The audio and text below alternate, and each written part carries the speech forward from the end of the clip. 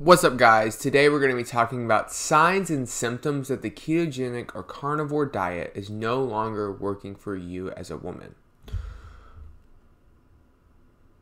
What's going on, guys? Jonathan Shane here, functional nutritional therapy practitioner specializing in metabolic health and women's hormones.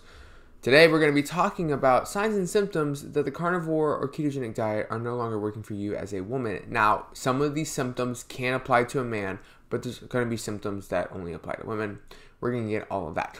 But first, before we dive in, and you're going to want to hear all of this, we are doing an end of summer coaching sale. That is right. At theketoroad.com, we do one-on-one coaching, PDF programs, all that. But our one-on-one coaching programs, both our subscription for the first month and the bulk purchases, meaning if you buy 6 months at a time, a year at a time, whatever you want to do, we are offering 20% off for the next week until the 17th of August. You can use code SUMMER for 20% off. So if you want to get coaching, but you didn't want it to break the bank and you wanted to try it out, we have anything from bi-weekly calls to weekly call programs, blood lab analysis programs, all the things. Go check it out. Again, code SUMMER for 20% off. Okay, so when we're talking about the ketogenic carnivore diet, what are some signs and symptoms that it's no longer working for you? Because I think oftentimes we talk about signs and symptoms that you need to be on a carnivore ketogenic diet. We talk about things to look for that are beneficial on a carnivore and ketogenic diet.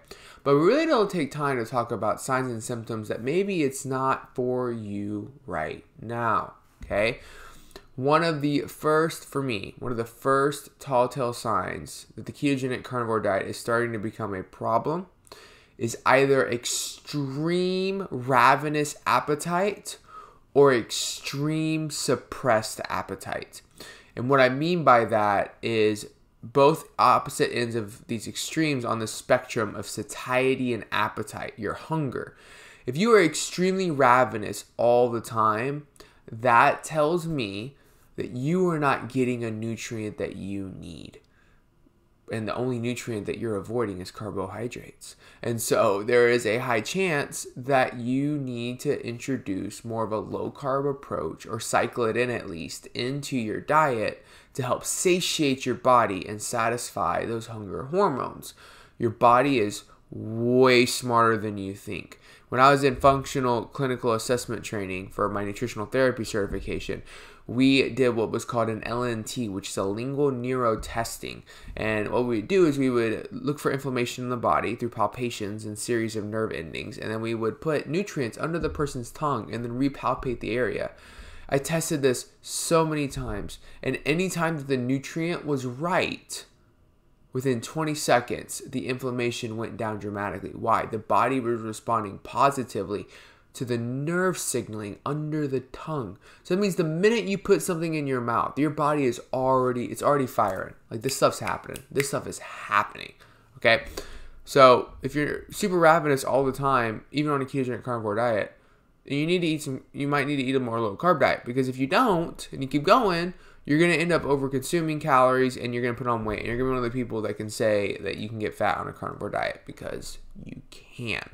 Okay. Then there's also super suppressed appetite. That, for me, that's bad, because that can show some thyroid dysregulation, some issues there. It can also lead to thyroid dysregulation issues. It can also lead to downregulated metabolic function. It can lead to exhaustion and fatigue, because you're not getting in enough food, which is decreasing the amount of activity you have, which is decreasing mitochondrial so I just blanked there. But basically, your mitochondria is not being active. It's not being active, so it's not getting more efficient. It's not burning more ATP, etc., etc. It's a bad situation. Under eating chronically is a bad situation, and we even get into this with fasting. So again, if you have an extreme ravenous appetite and you're not feeling satiated, or your appetite is so suppressed that you're not eating enough and you're starting to cause yourself hormone and energy issues, then you probably need to try a more low carb approach, or at least cycling that in on your training days. We've talked about targeted keto and cyclical keto and different approaches that you can do on this channel before. Okay, another tall tale sign is that you are gaining weight. this is one of the biggest red flags that I see, and it shows me a true metabolic dysregulation. And the reason being is that it's multifaceted. It's not just one compound. It's not just because like your body's rejected keto, so therefore you're eating, calories don't matter. Your body's just hormonally rejecting it, therefore you're putting on body fat. It's much more complicated than that. There's suppression of appetite. There is days of overeating that you're not tracking. Even keto stuff, which is putting you over into a surplus, and then what used to be a deficit is no longer a deficit, and it's a maintenance, and so therefore your surplus days aren't evening out. They're just putting extra body fat on you. So over the course of a couple weeks, you end up slowly putting on more adipose tissue. An example of that, let's say that you used to burn calories on 1,200 calories a day, and now you're eating 1,200 calories a day, and you're no longer losing weight on that because your body is downregulated.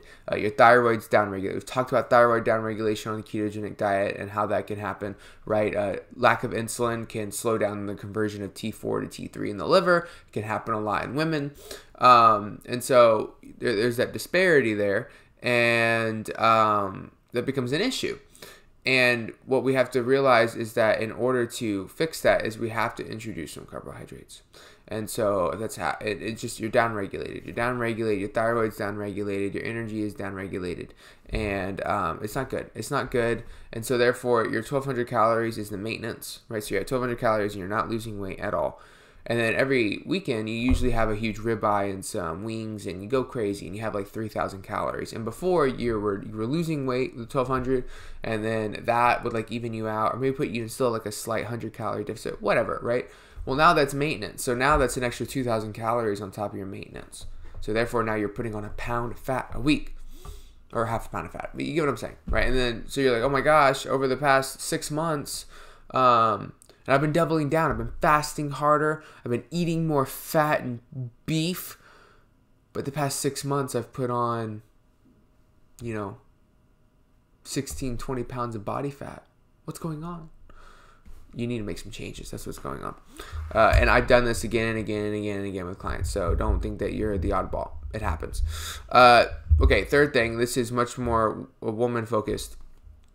And the reason I say this is more for women is because generally men don't have to get off a strict ketogenic carnivore diet. They tend to, and some women don't either, but men by and large don't have to worry about these kinds of things due to hormone regulation of not having a cycle, etc., etc. But that brings me to the third point. Your cycle is dysregulated. Dude, if you're not getting your cycle and you are not close to 50 years old, and you have both your ovaries intact, or at least one of your ovaries intact, and you have your uterus, and you had a regular cycle before, that's a bad sign.